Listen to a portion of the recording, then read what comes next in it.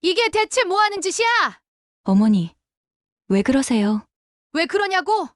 너는 지금 이게 말이 된다고 생각해? 그건 여기가 어떻게 신혼집이야? 너희 여기서 이렇게 도대체 얼마나 산 거야? 어머니 잠시만요. 제가 다 설명드릴게요. 설명? 무슨 설명?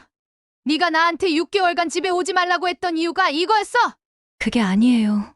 그게 아니긴 뭐가 아니야? 영상을 시작하기 전에 오른쪽 하단 구독과 좋아요 버튼을 눌러주시면 더 많은 분들께 이런 감동적인 이야기를 전해드릴 수 있습니다. 알림 설정도 해두시면 영상이 올라올 때마다 가장 먼저 만나보실 수 있습니다. 안녕하세요. 저는 올해 67세인 최수희라고 합니다. 남편을 일찍 여의고 혼자서 아들 하나를 키워냈어요. 그 아들이 작년에 결혼을 했는데 처음엔 정말 기뻤거든요. 엄마, 좋은 사람 만났어. 결혼 생각하고 있어. 아들이 이렇게 말했을 때 얼마나 기뻤는지 몰라요.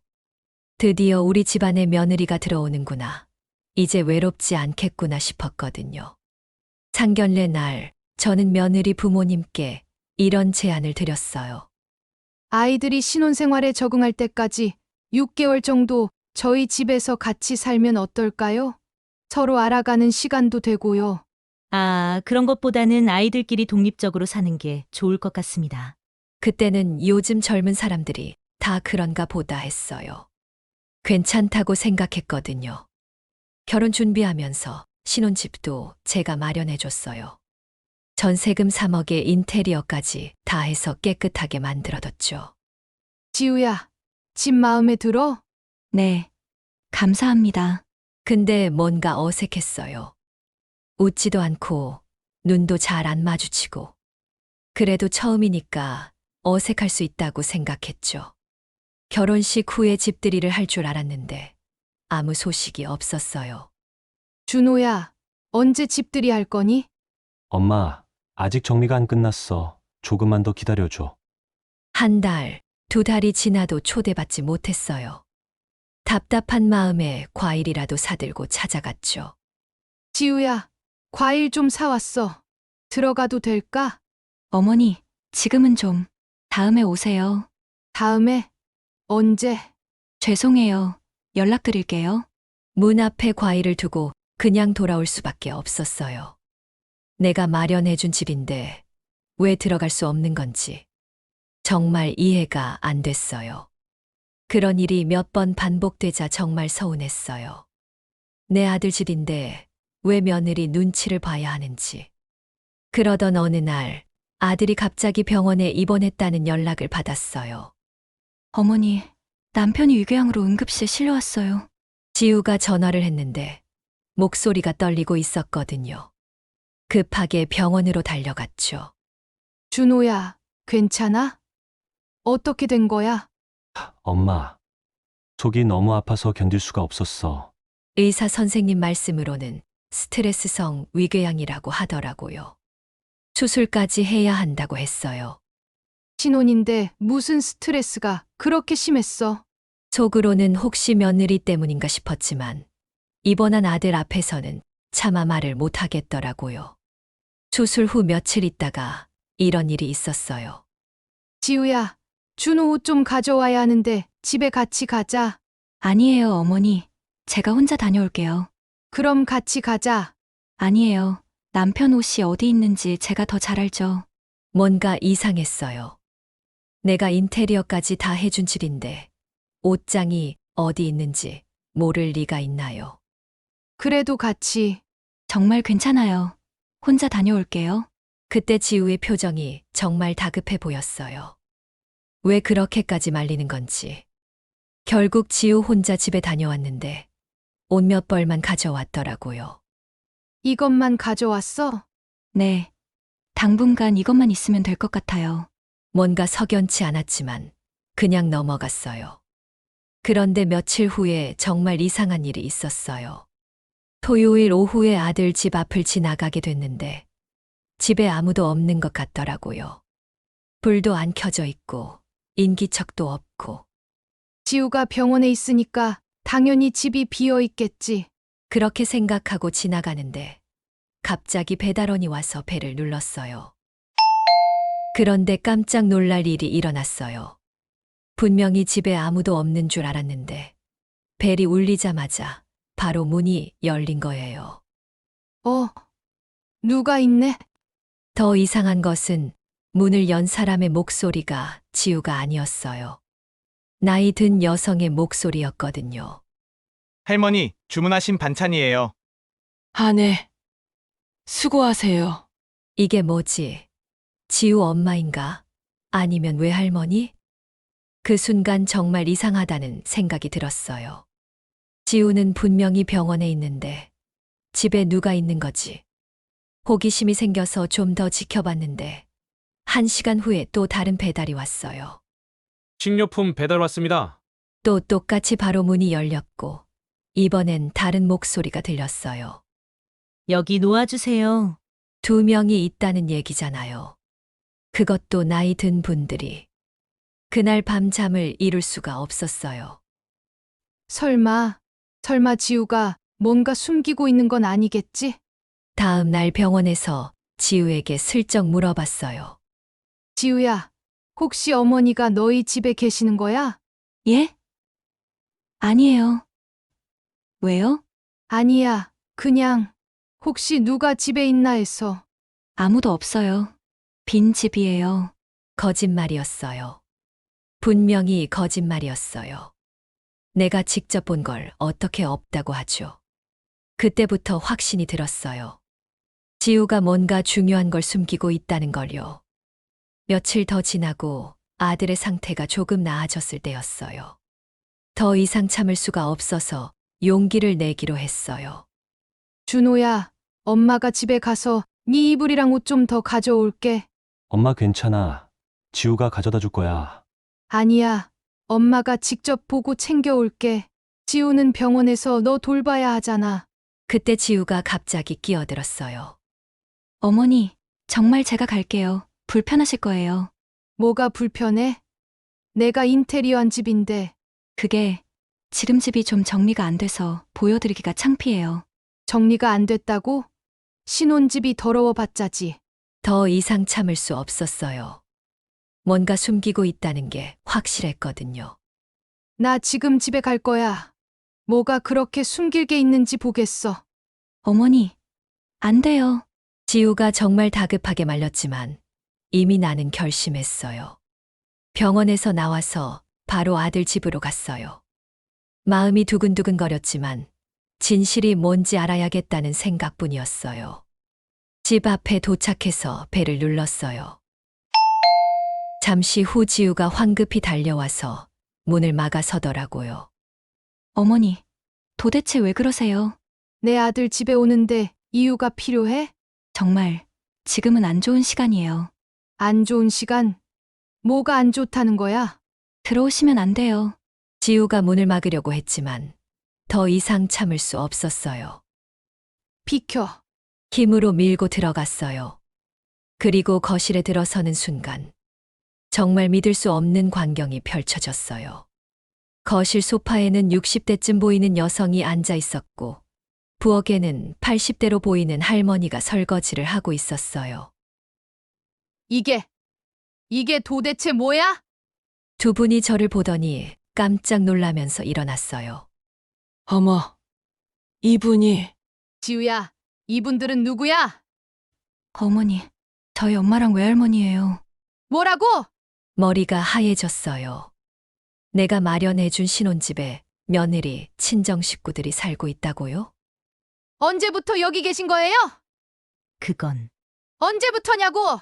결혼하고 한 달 후부터요. 한 달. 그럼 지금까지 5개월을 여기서 같이 산 거야? 지우가 고개를 숙이고 대답을 못했어요. 화가 치밀어 올랐지만 더 확인해야 할 게 있었어요. 안방으로 가봤거든요. 안방 문을 열고 들어가자마자 또 다른 충격이 기다리고 있었어요.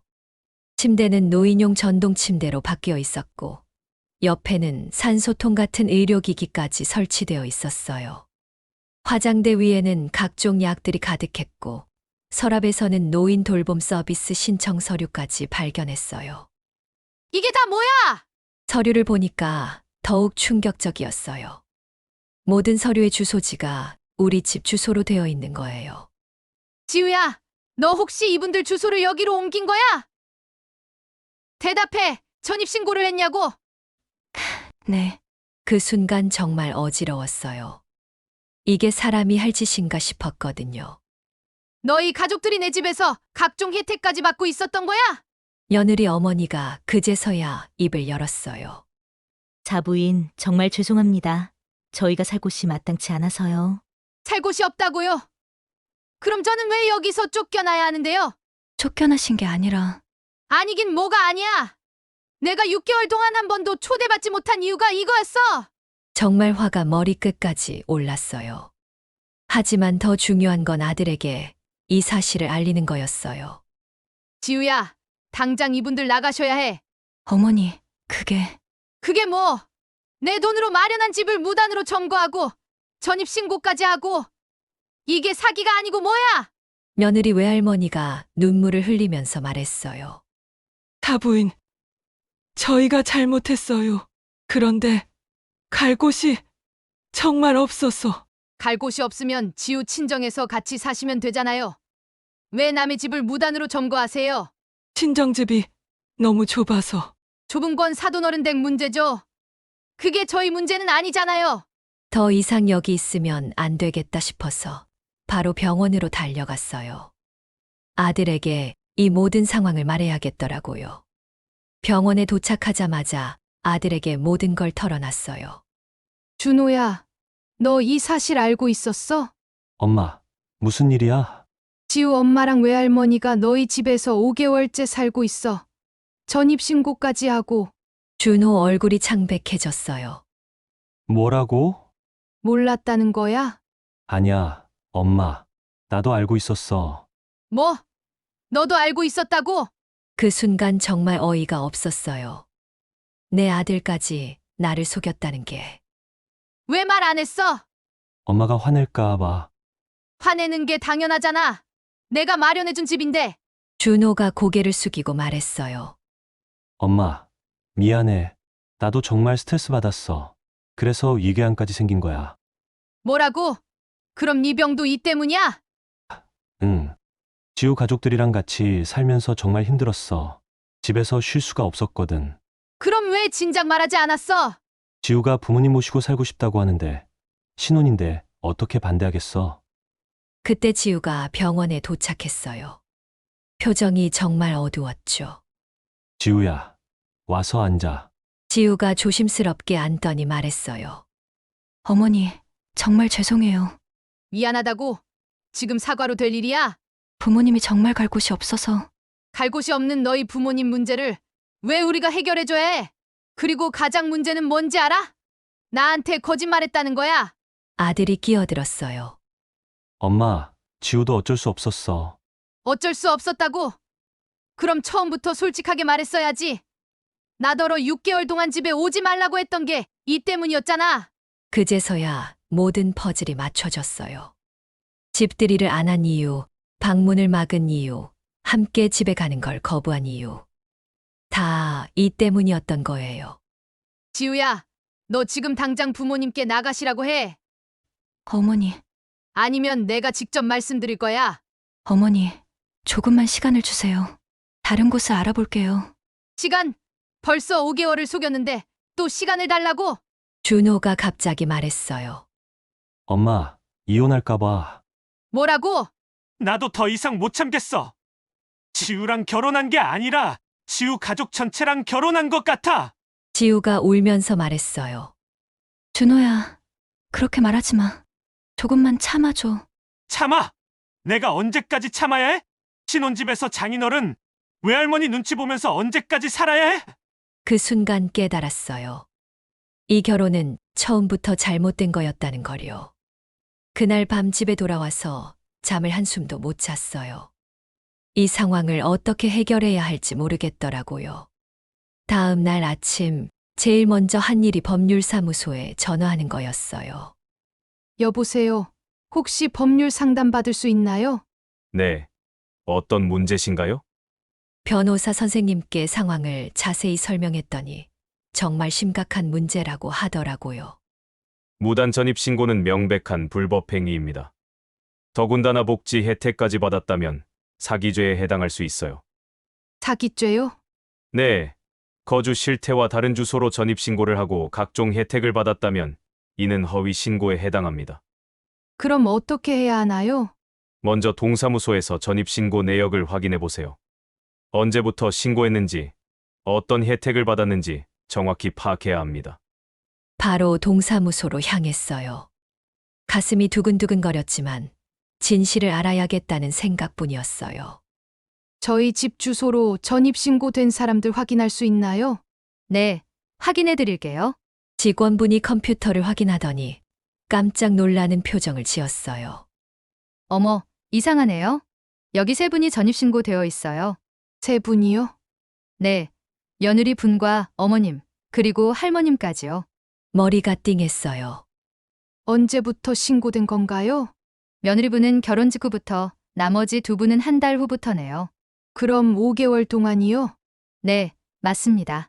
그리고 더 충격적인 사실을 알게 됐어요. 이 주소로 신청된 복지 혜택들이 꽤 많네요. 어떤 것들이요?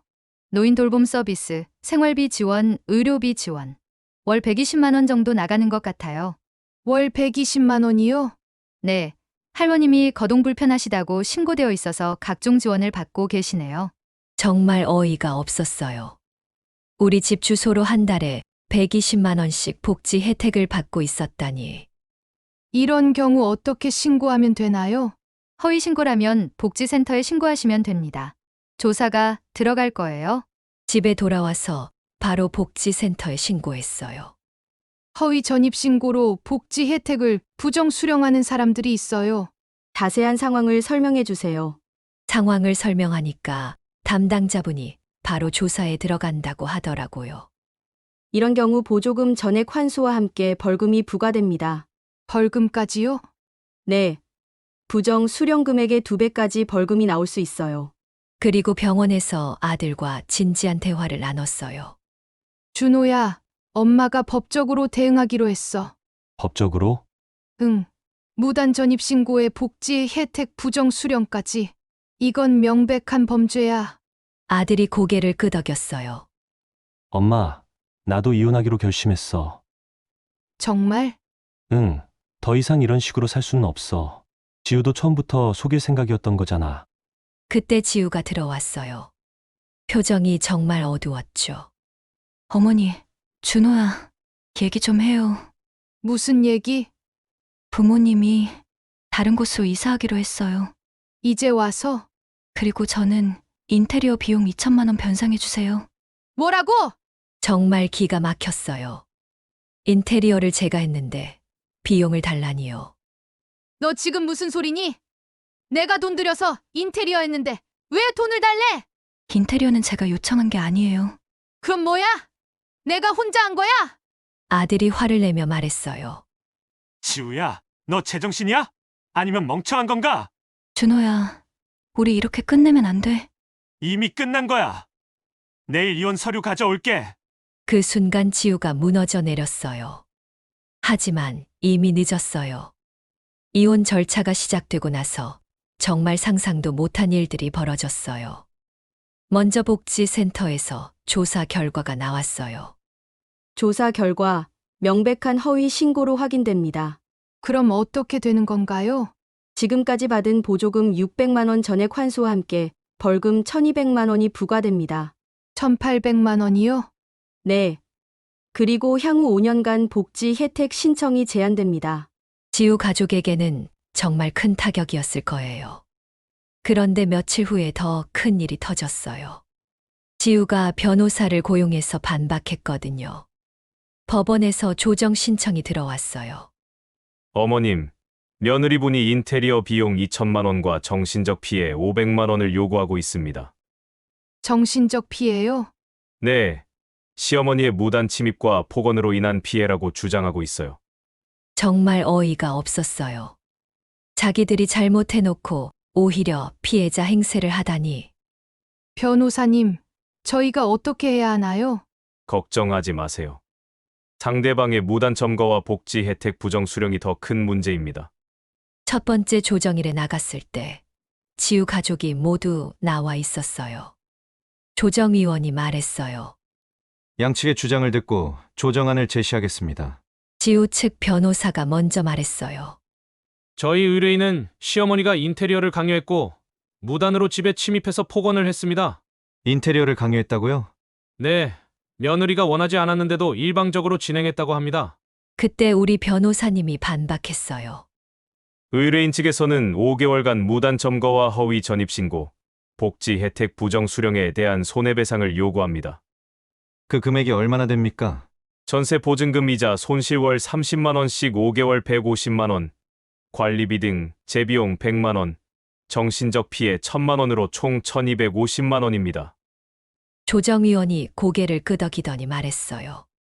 상대방의 무단 점거가 더 심각한 문제로 보입니다. 인테리어 비용은 혼인 과정에서 자연스럽게 발생한 비용으로 보기 어렵지 않습니다. 지우 엄마가 갑자기 울기 시작했어요. 저희가 갈 곳이 없어서 그랬어요. 딸이 불쌍해서. 갈 곳이 없다고 해서 무단 점거가 정당화되지는 않습니다. 조정은 결국 결렬됐어요. 지우가 인테리어 비용을 포기하지 않겠다고 고집했거든요. 그래서 본격적인 소송으로 넘어갔어요. 재판 과정에서 더 충격적인 사실들이 밝혀졌어요. 피고인의 외할머니는 실제로 거동에 아무 문제가 없는 것으로 확인됩니다. 뭐라고요? 의료진 진단서를 조작해서 더동 불편 환자로 신고한 것으로 보입니다. 의료진 진단서 조작까지요? 지우 가족의 죄가 점점 더 커지고 있었어요. 또한 피고인은 간병 자격증 시험을 준비 중이었는데 이번 사건으로 응시 자격이 박탈됐습니다. 자격증 시험까지? 네. 복지 혜택 부정 수령으로 인해 관련 자격증 취득이 5년간 제한됩니다. 재판부는 우리 편을 들어줬어요. 피고인의 무단 점거와 복지 혜택 부정 수령은 명백한 불법 행위로 원고의 손해배상 청구를 인용합니다. 그럼 인테리어 비용은 어떻게 되나요? 혼인 과정에서 발생한 자연스러운 비용으로 인정하지 않습니다. 피고인의 반대 청구는 기각합니다. 결국 지우 가족이 우리에게 1250만 원을 배상하게 됐어요. 그리고 이혼은 피고인의 귀책 사유로 인정하여 원고 승소 판결합니다. 모든 게 끝났어요. 정말 긴 싸움이었지만 결국 정의가 승리한 거죠. 재판이 끝나고 몇 달이 지났어요. 아들과 지우의 이혼도 정식으로 성립됐고 모든 법적 절차가 마무리됐죠. 아들은 처음에 많이 힘들어했어요. 엄마, 내가 너무 무능했나? 왜 이런 일이 생겼을까? 준호야, 네 잘못이 아니야. 사람을 잘못 본 거지. 하지만 결혼 전에 미리 알았어야 했는데.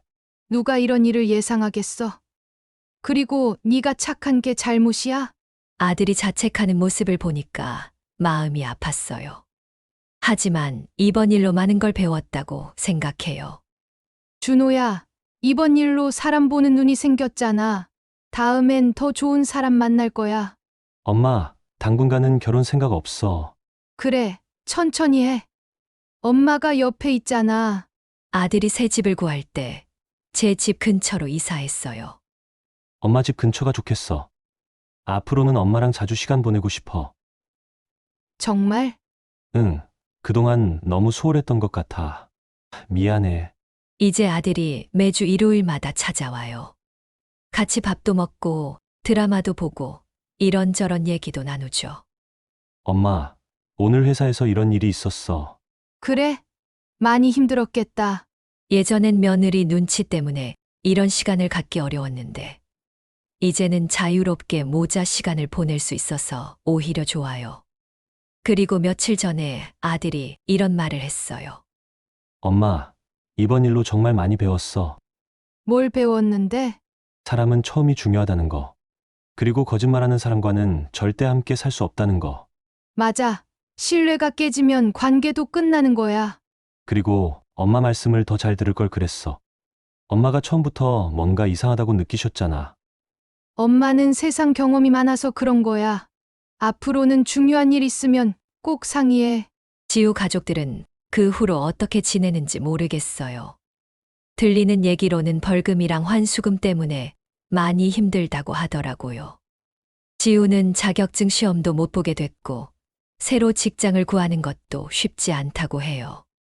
하지만 그건 자업자득이죠. 지금은 정말 평화로워요. 아들도 직장에서 승진했고, 저는 동네 친구들과 등산도 다니고, 여행도 계획하고 있어요. 여러분들도 만약 이런 일을 당하신다면 절대 혼자 참지 마세요. 잘못된 건 잘못됐다고 당당하게 말하고 법적으로도 대응하세요. 착한 게 바보가 되는 세상은 아니지만 그렇다고 남의 악의에 당하고만 살 필요는 없어요. 이번 일로 저와 아들 모두 더 단단한 사람이 됐어요. 그리고 진짜 가족의 의미도 다시 한번 깨달았고요. 앞으로는 더 좋은 일만 있을 거라고 믿어요. 여러분도 힘든 일 있으시면 포기하지 마시고 끝까지 싸우세요. 정의는 반드시 승리합니다. 감사합니다. 여러분도 이 영상을 보시고 용기 내어 새롭게 시작하시고 싶은 분이 있다면 댓글로 여러분의 이야기를 들려주세요. 구독과 좋아요, 알림 설정까지 해주시면 더 좋은 영상으로 보답하겠습니다. 노후의 이야기였습니다. 감사합니다.